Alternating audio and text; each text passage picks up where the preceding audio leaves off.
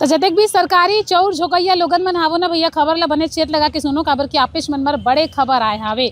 जी हाँ संगवारियों, अब तक का होवत रहिस हावे कि जब भी आप मन ह सरकारी दुकान से चौर लेवत रहो तो आप मन ला जो है ओटीपी के सुविधा दे जात रहिस हावे। मतलब ये हावे कि अगर कोनो व्यक्ति ह नहीं पहुंच सकत हावे तो वहाँ जो है ओटीपी के माध्यम ले अपन मोबाइल से जो है ओटीपी के सत्यापन करा के चौर ला के जो है झोक सकत रहिस हावे। मतलब ओटीपी जो है कोई और सत्यापित कर दी और दूसर जाके अगर चौर ले आई ना घर के व्यक्ति तो ओला आसानी से मिल जात रही सवे।